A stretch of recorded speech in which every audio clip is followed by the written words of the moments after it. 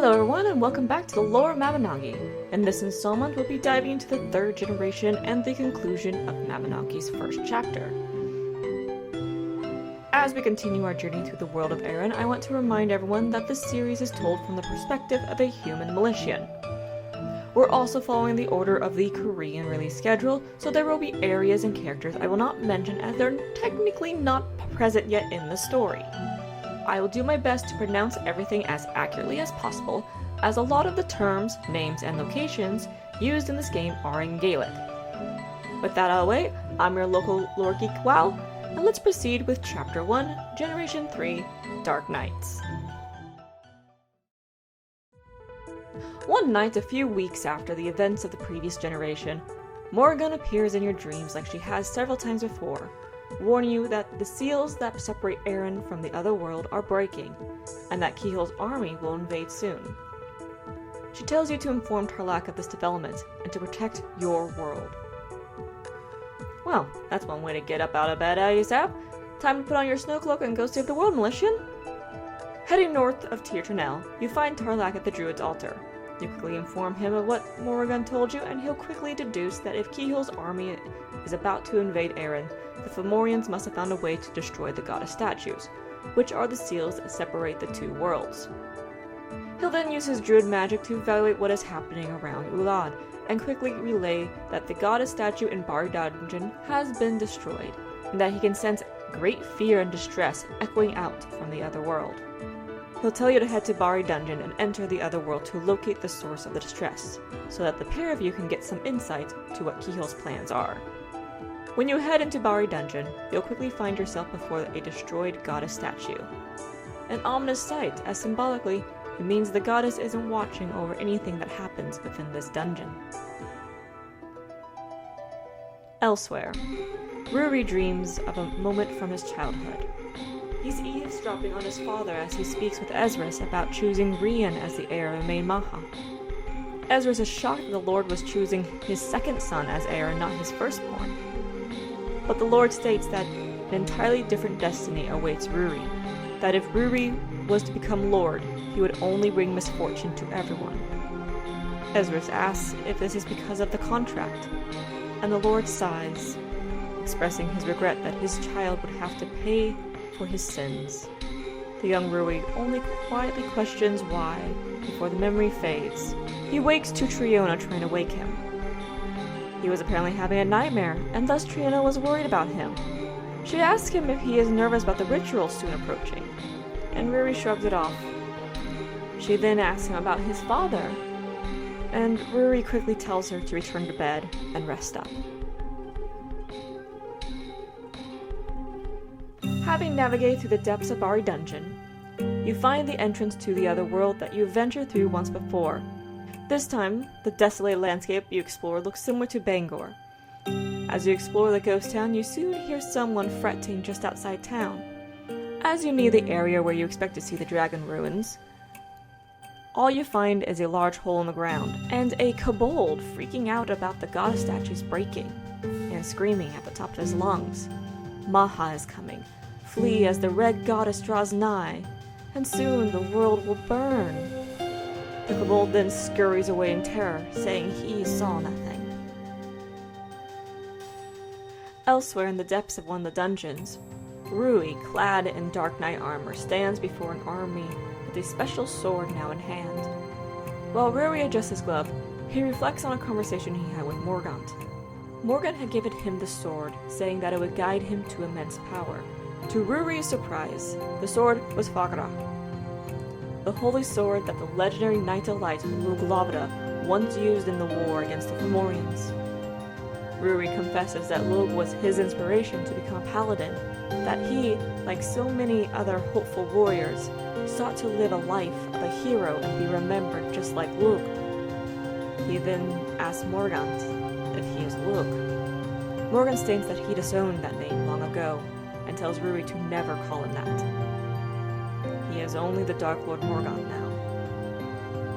Ruri's reflection ceases when Kihil speaks up before the army. He appoints Ruri to destroy the goddess seals, and that he will get his revenge upon the goddess that abandoned his cries for help. Ruri accepts the task and sets off, leaving Keyhole to remind Morgant that Maha's resurrection will soon occur. Arriving in May Maha, you meet the Archbishop Willow at the cathedral. You quickly ask him about Maha, and he'll tell you the legend of the red-winged goddess of destruction. Maha was one of the 3 war goddesses, alongside her sisters, Morgan, who you already know, and Nimhan. Maha had fallen in love with a mortal man, and she became human in order to be with him. However, the man betrayed her and married another woman, causing Maha to fall into sorrow and grief. Maha, in her grief, cursed all of Erin and chose to die rather than live on in heartbreak. She threw herself into Lake Sen, and the curse slowly started to destroy the world. The lake turned crimson and a horrible drought plagued the land. There was no fish, no crops, nor trees that bore fruit. This gave Maha her second title as the goddess of destruction. In an effort to appease the goddess, the city of May Maha was named after her, to immortalize her for future generations. Only after the city was named did the curse lift, and life was restored to the region. With this information, you report back to Tarlac with what you witnessed in the other world and everything you learned about Maha. Tarlac becomes concerned upon hearing the report, and states that if a second coming of Maha is on the horizon, then it's only a matter of time before something catastrophic occurs. He'll instruct you to head back to Emain Maha and help with the restoration efforts. Returning to Emain Maha, you'll quickly be directed to Aiden. Aiden will inform you that scouts have confirmed that the goddess statues within each of the local dungeons have been damaged or destroyed, and that you'll be tasked with clearing out any threats within the dungeons so that a priest from the Church of Limworth can perform a ritual to restore the statues. To find the damaged statues, Aiden will give you a Fomorian command scroll that has been altered to enter the dungeons where the said statues are located. So we're monster hunting. This should be easy enough for us. You set off for Coil and Rundle dungeons, clearing out any monsters lurking in their corridors so that James can restore the goddess statues. The last dungeon in the area is Pika Dungeon, which lies in Sidmag Prairie. Pika Dungeon is filled with tons of undead. This is one of the few dungeons you haven't explored yet due to the danger of it, but thankfully, the broken statue is quick to locate, sparing you and James from having to venture deeper within to restore it. Meanwhile in Bangor, the young priest Comgan, accompanied by the barkeeper Jennifer and her waiter Riocard, are investigating the mines to check on the goddess statue at the entrance of Bari Dungeon. While a statue has been destroyed in the depths of the dungeon, the one at the entrance of the dungeon stands as the last shield from invasion. Comgan notes that the statue has been heavily damaged, enough that it's beginning to lose its protective power. But before he can say more, a sound can be heard from deeper in the dungeon. And when the trio look towards the darkness, Price appears. Jennifer questions why the merchant is there, and Price laughs, stating he followed them into the dungeon thinking he might find something interesting. Jennifer scolds the merchant for fooling around and tells him the goddess statue is broken and that there may be formers lurking around. Price gasps and states that it's best they all leave then. The group then leaves the dungeon, but Riocard pauses and notes that Price came from deeper within the dungeon, not the entrance. Maybe he was seeing things. Unknown to the residents of Bangor, Price had just slain a horde of goblins just around the corner. Having wrapped up the statue restoration around Emain Maha, you report back to Aiden. The captain of the guards thanks you for your assistance and informs you that the other towns will need your help as well. He then pauses and looks you over for a moment, before asking you if you are truly the guardian of light that saved the goddess. He explains that James told him that it was you who saved the goddess and exposed Ezra's plot. But he found it hard to believe that the Militian that accompanied him to Dumbarton one day had become the hero that so many were quietly buzzing about. You confirm that you are indeed the guardian of light who saved the goddess, and he gives you a thoughtful look before thanking you for your aid and reminding you to take care of yourself. Heading to Bangor next, you'll head into Bari Dungeon to clear the path for Comgan to restore the statues. Unknown to you, not long before you arrived, Ruri, along with the armored soldiers, had appeared in Bari and finished destroying the second statue within the dungeon. But they're gone now, and you easily clear out the monsters blocking the way for Comgan to perform the ritual to restore the statues. Once both statues within Bari are repaired, you head to Fjord and do the same for the statue there. The forested dungeon may seem like a maze, but you manage to clear a safe pass for Comgan, and once the statue is restored, you see him back to Bangor safely. Once that's done, you set out for Dumbarton to assist Christelle in restoring the statues in Rabi and Math. Meanwhile, Krag is leading a troop of paladins into Pika Dungeon to keep an eye on the restored statues. However, they are greeted by Ruri and his ghost soldiers. Krag and his men clash with the ghost soldiers, and Ruri declares himself a Dark Knight, someone abandoned by the goddess. The Dark Knight overpowers the paladins, and Krag calls for retreat, letting Ruri's forces see to the destruction of the goddess statue once more, and Ruri, irritated that you were not with the paladins just now. Arriving in Tirchanel, you help Endelin with restoring the statue in CR Dungeon. Once that is done, you turn your attention to Albi and set off into its depths to make sure the way is clear for the priestess. However, you soon find yourself face to face with Ruri and his soldiers. Ruri is glad he finally crossed paths with you. His hatred towards you is evident, as he continues to blame you for Rian's death. His soldiers surround you, blocking your means of escape. Ruri soon attacks you, trying to taunt you into killing him like he believes you killed Rian. You only defend yourself, trying to reason with him. But nothing you say is being heard. To him, every word you speak is a lie. Finally, one of his strikes lands and sends you flying back. Ruri states that he will make you pay for your crimes, but he doesn't swing his blade immediately. He only watches as you struggle back to your feet. Then black magic appears beneath your feet. You're struck by the dark magic and fall to the floor in a heap, as Keyhole and Morgant appear between you and Ruri. Keyhole points out that Ruri still hesitates, and that the world that they all dream of will never be born if Ruri still struggles to dispose of measly adventurers. Though, after Keyhole says this, he pauses, and recognizes you from your previous encounters with him. He's impressed an interloper like yourself would prove to be such a persistent pest. He then states that it would be best to dispose of you now, so that you wouldn't be a problem in the future. He begins to cast a spell and aims at your limp form, but before he can strike, and out of honking nowhere, Price appears, with a smug look on his face. He laughs and asks for forgiveness for cutting into the fun, but in a flash, he teleports away with you to safety, leaving the bad guys in shock, confusion, disbelief. Even Keyhole laughs at the absurdity of that escape.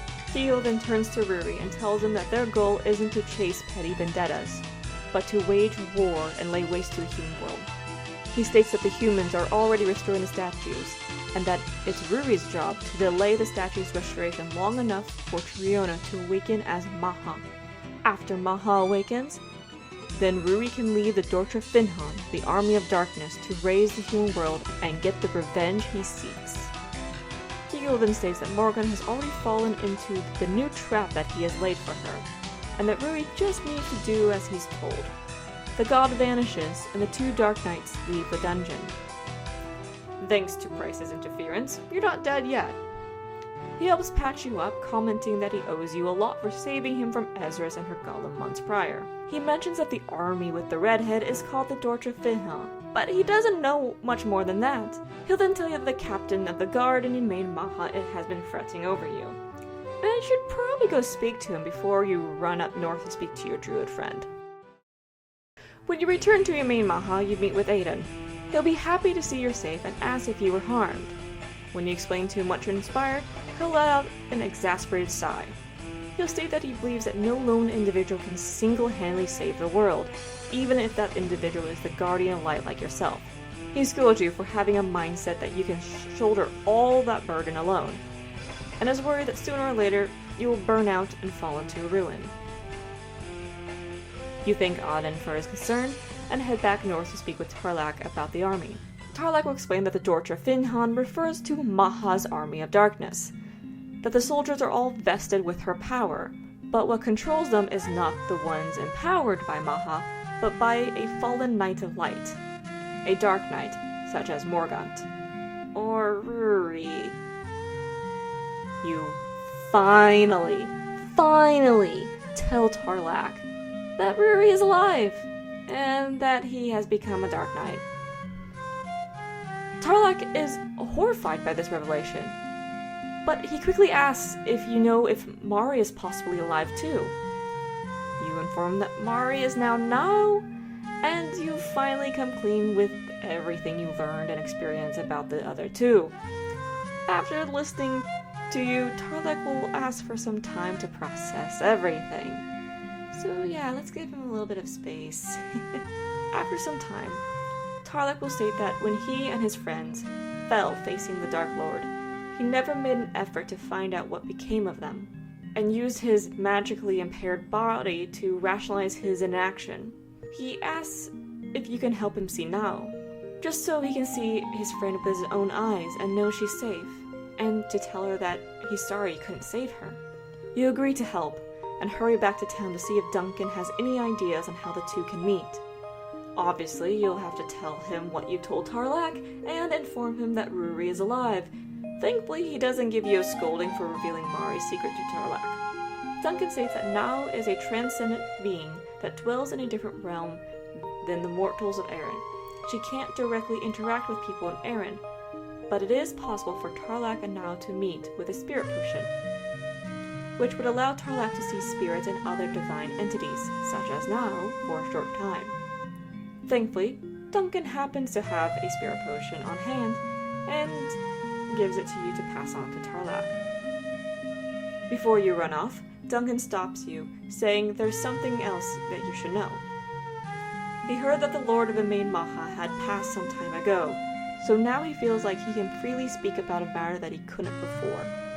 Duncan reveals that the aristocrats that killed Nao's mother to claim her father's valor from the war was none other than the previous Lord of Emain Maha, Ruri and Rian's father. The old lord could not accept that Morris, a commoner, was doing greater things than himself. He conspired to claim all of Morris's glory for himself and silence all who refute his claims.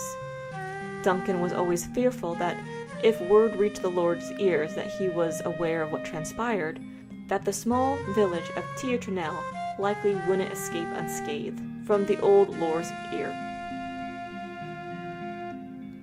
When you return to Tarlac, he is thankful for your help and glad he'll achieve a sense of resolution that he so longed for so many years.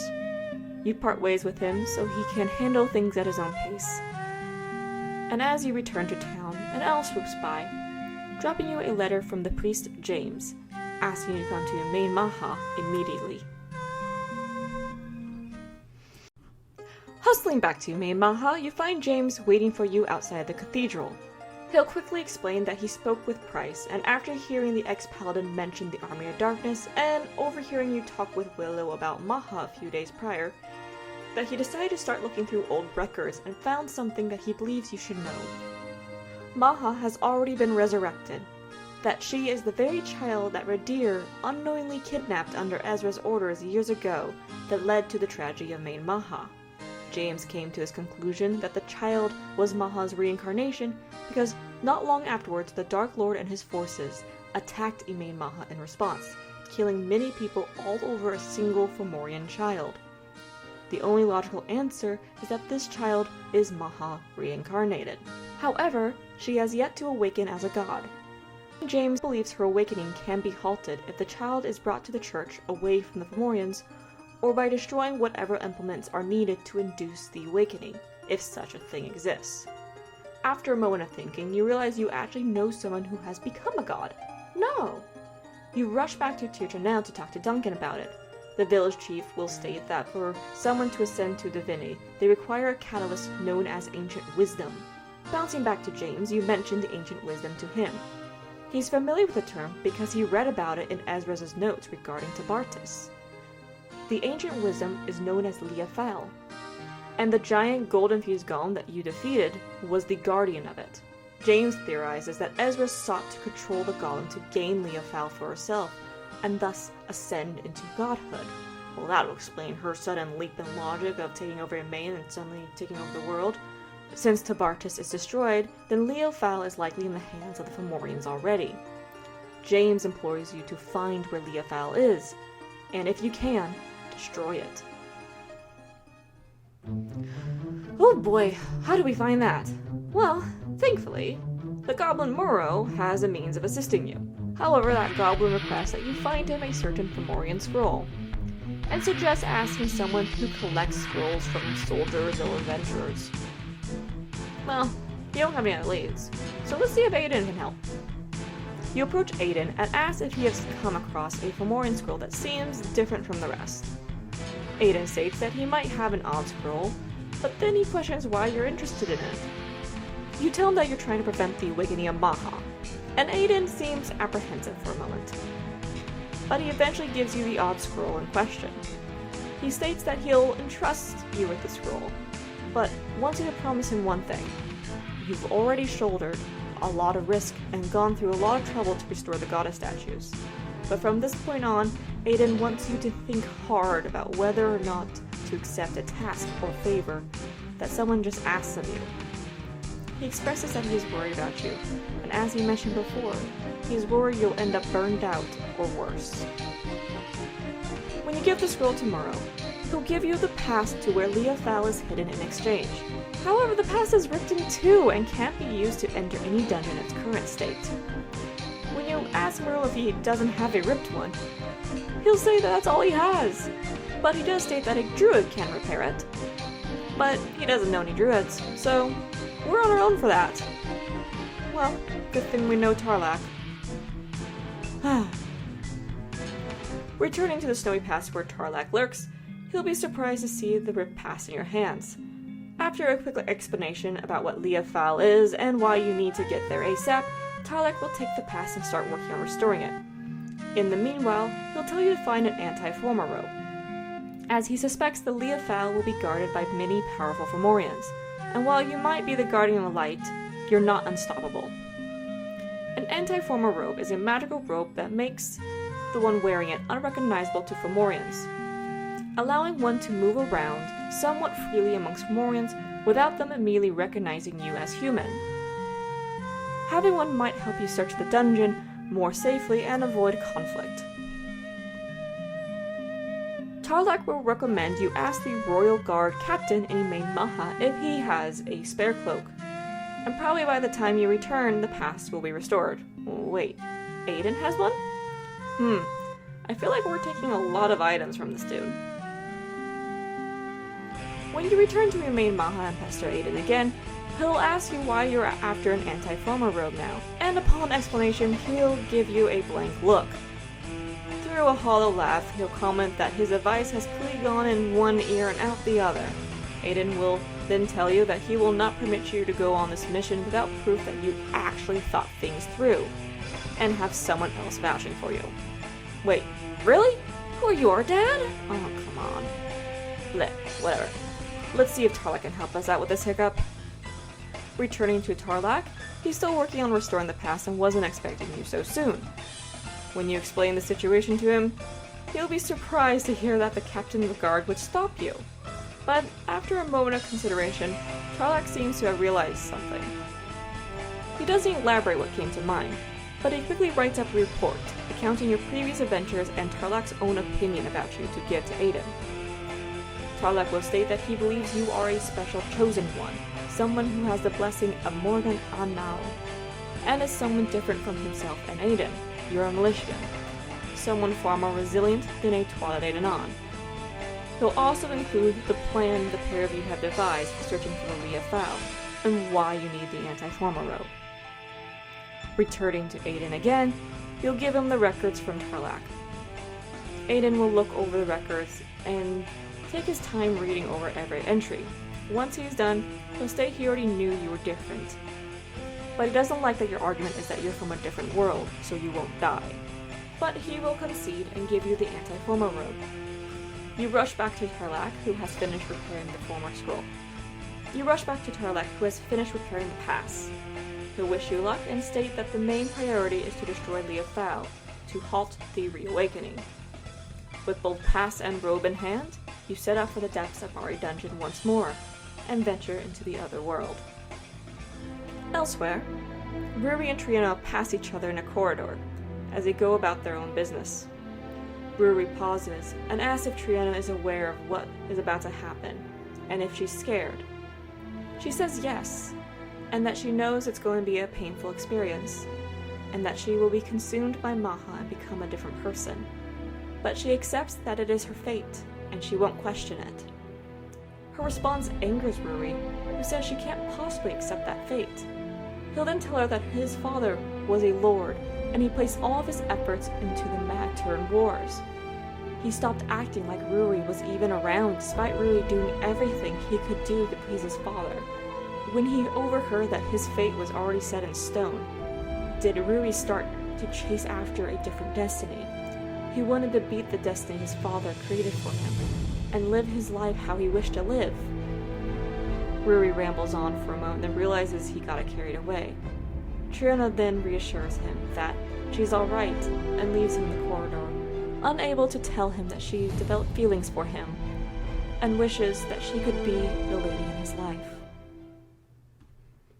Upon arriving in the desolate otherworld and reaching the entrance of Bao Dungeon, you don the anti-former robe and set off into the Fomorian-filled dungeon.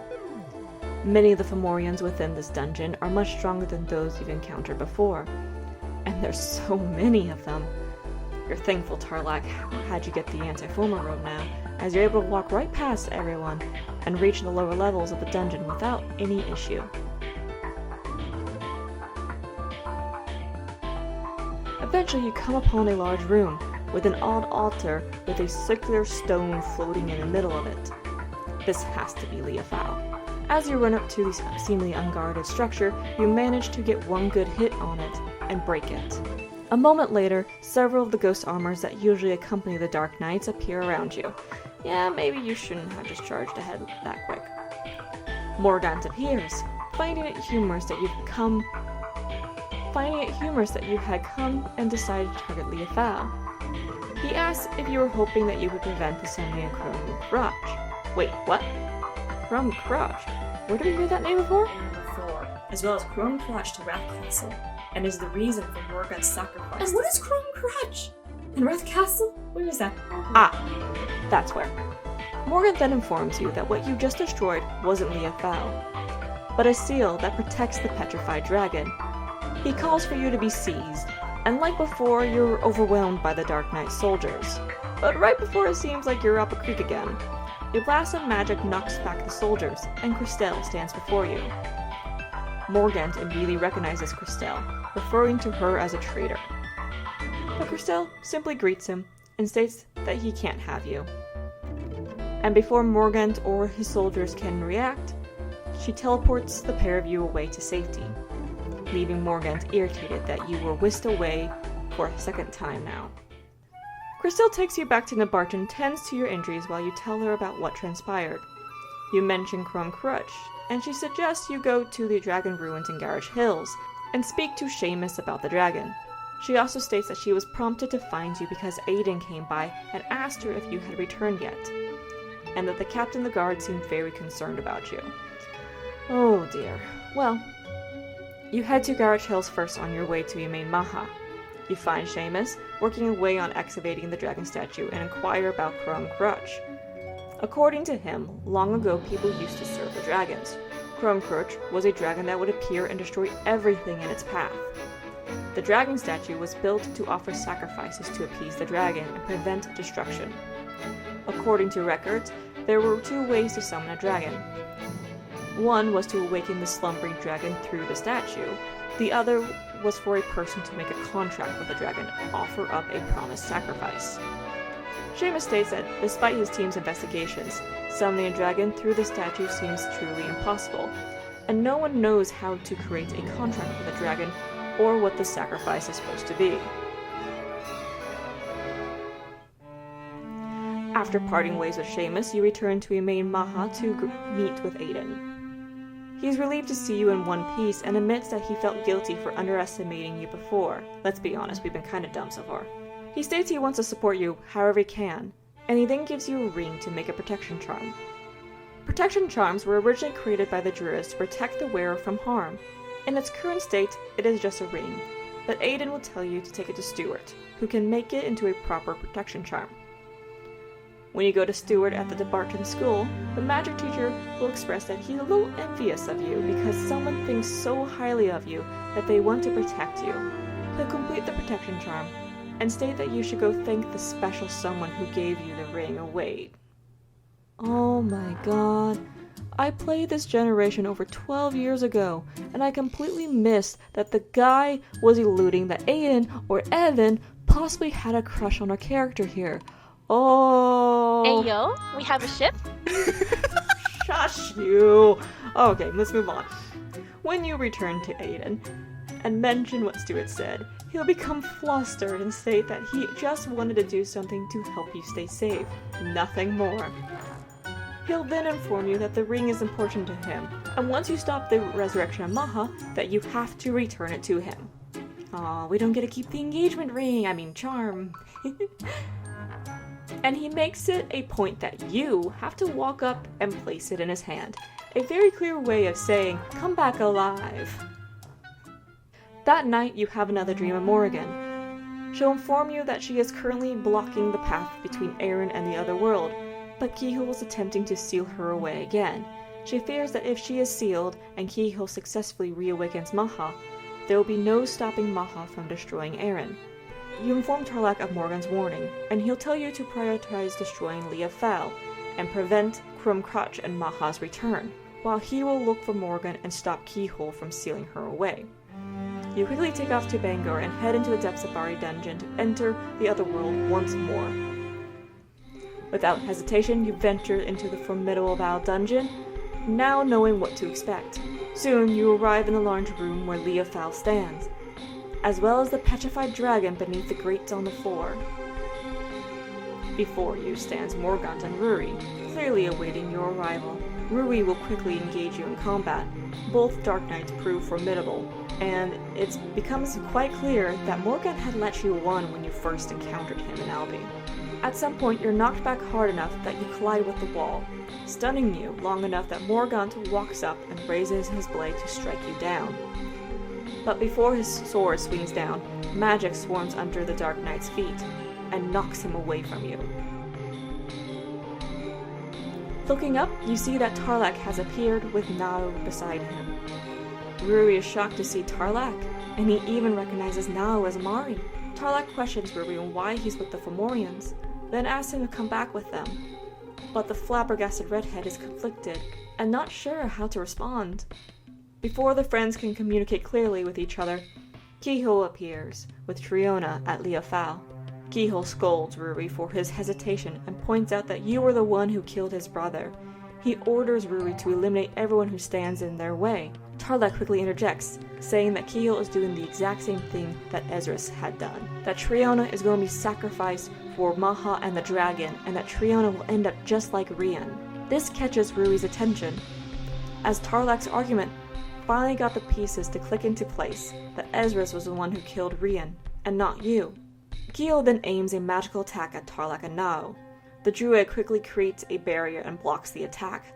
However, it becomes obvious that the strength of Kihul's magic is putting great strain on the barrier, and Tarlak struggles to maintain it. Ruri, seeing this, finally returns to the side of good and takes this opportunity to destroy Leofel and free Triona. When Kihul realizes what Ruri has done, he's enraged. The White-Winged God launches another attack at the now defenseless Tarlak, having clear hatred towards the druid more than anyone else, but Ruri blocks the god's attack and faces him with his sword drawn. Ruri tells his friends to escape and launches a flurry of attacks upon Kihul. Tarlak tries to go help Ruri, but he's stopped by Morrigan, who Tarlak had helped free from Kihul's trap before coming to your aid. The goddess tells Tarlak to flee, that despite him having helped her, he is in no condition to face Kihul any further, and Morrigan expresses that she does not want to see him become a casualty in this battle. Then, Ruri is critically struck by Kihul's magic, ripping a good chunk of his armor off and knocking him to the ground unconscious. Seeing all this chaos, Morgan questions why Kihil continues to sow war between the humans and Fomors, seeing that he keeps pushing the two groups into war over a lie. Kihil retaliates by saying that Morgan has been lying to everyone this entire time, even if it's simply withholding the truth from them. He then looks at you and states that Eren is Turdanog. The paradise that Tarlak, Ruri, and Mari sought was Eren the entire time. Humans are already in paradise, but humans continue to be greedy and hurt each other over power. Kihil then states that he'll bring destruction upon Eren to cleanse it of humanity. At that, Morgan states that he will do no such thing and declare that she will seal Kihil away so that he could never revive Maha, and thus Chrome Crunch will never bring destruction to Eren. Kihil responds with a laugh. Maha isn't the only one who can summon Chrome Crunch. It is then revealed that Ruri's father, the previous lord of the main Maha, used Ruri as an offering to the dragon to gain power, and thus the red head can be used to summon the dragon. Kihil calls forth Chrome Crunch, using Ruri as the catalyst before he vanishes. As the massive petrified dragon comes to life and crashes up through the grates below everyone's feet, Morgan teleports away with Tarlak and Nao, leaving you alone in the chamber with the stone dragon. You then hear Morgan's voice in your head. She has created a barrier around the area to contain the dragon, and she asks you to please defeat the dragon to protect to protect Eren from destruction.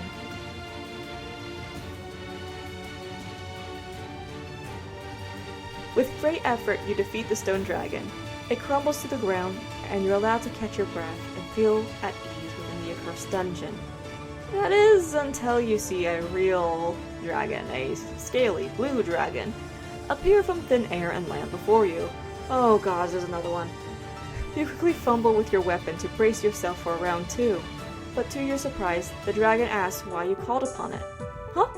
Wait, we did? Wait, it's talking? Oh, it's not hostile. Oh, thank goodness. Lowering your guard, you inquire what the dragon means by calling upon it. The dragon then realizes it wasn't you who called it, but Ruri, who's laying unconscious on the other side of the chamber. It will state that a long time has passed while it has slumbered, and that the foolishness of man and the ignorance of Fomors hasn't changed from what it remembers.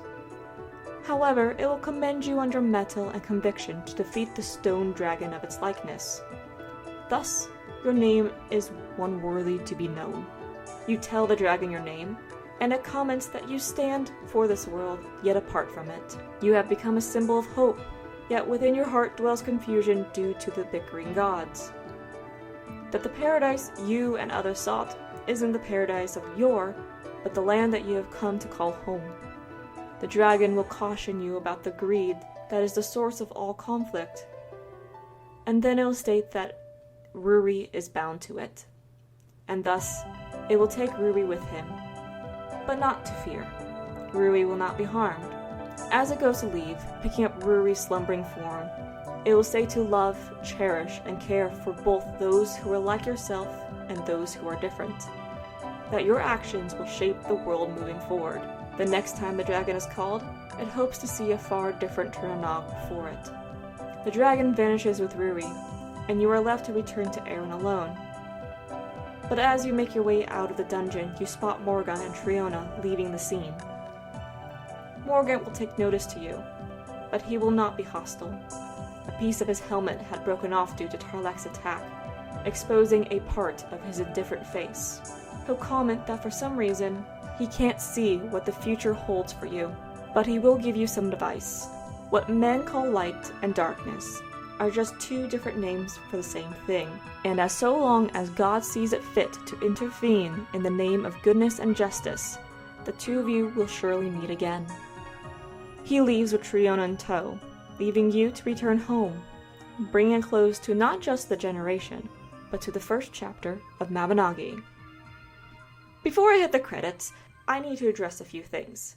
Similar to the previous generation, there were cutscenes and dialogue that was removed from the storyline when it got streamlined or rewritten. Some of the cutscenes that were removed involved Evan and Aiden, and those cutscenes gave insight to why they were so protective over the player's character. Evan and Aiden were both survivors of the tragedy of Mabinogi. They were both young when it occurred. For Evan, she was extremely close to her father, and they enjoyed reading books together. But when the Fomorians attacked, Evan's father had her hide in a safe spot and went to help others escape. Evan's father was always helping others, and ultimately, his desire to help others escape from the fires and Fomorians resulted in his death. Evan was left alone, and growing up, other children mocked her father for being stupid and dying for strangers. This caused Evan to question if making a sacrifice is even valuable, and came to realize that people quickly forgot those who are sacrificed for others, and no thanks is ever given for their kindness. Seeing the player character constantly helping everyone out of the goodness of their heart, she didn't want to see them die and be considered foolish, and then forgotten like her father and others in the past who had similar mindsets. As for Aiden, he was raised by a knight who took him in after his parents passed. The knight became a father figure and mentor to Aiden, and trained him on how to be a knight. Years later, the tragedy of Mabinogi occurred. The knight and Aiden fought against the Fomorians to protect civilians. The knight instructed Aiden to take the civilians and help them find a safe place to hide and get everyone else evacuated. Aiden tried to tell his mentor to come with him, but the old knight refused and states that he will hold off the Fomorians for Aiden to get the civilians to safety. Aiden promises to get back as soon as he can and dashes off with the civilians. And that was the last time he saw his mentor alive. When Aiden returned, the knight was dead. The old knight had sacrificed himself to save Aiden, having recognized that they were going to be overrun soon. Aiden blames himself for his mentor's death. He had lost his entire family to the Fomorians, and now his mentor. And today, no one remembers his mentor. But despite that, Aiden became a knight because the world still requires good people to make sacrifices.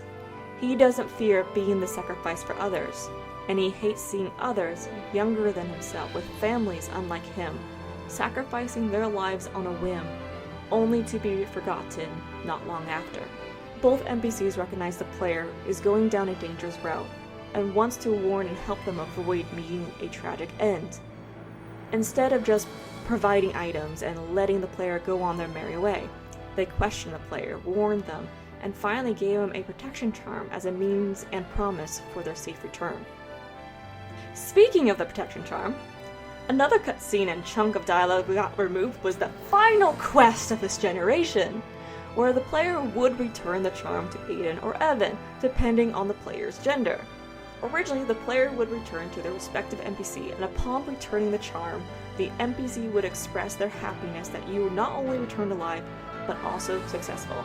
They apologized that their fears and memories of the past prevented them from having more faith in the player, but seeing the player return successful, they expressed that they are happy and honored to have been able to help the Guardian of Light in their quest. And after that, the credits then roll.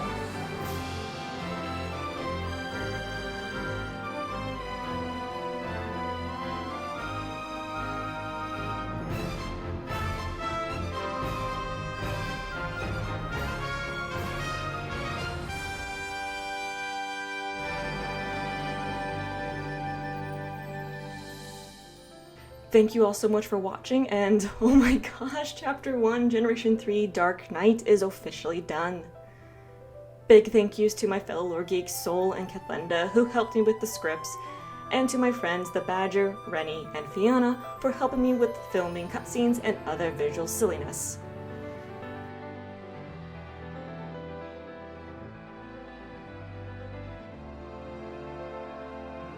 I do have a few fun announcements for this channel, first being that we do have a Discord server now. So if you want a place to talk about Mabby lore and discuss the story, feel free to hop in there and share your thoughts, theories, and memories with us. I also started streaming on Twitch. My schedule isn't set in stone, but each week TheBadger and I explore various elements of the game and hang out with the chat.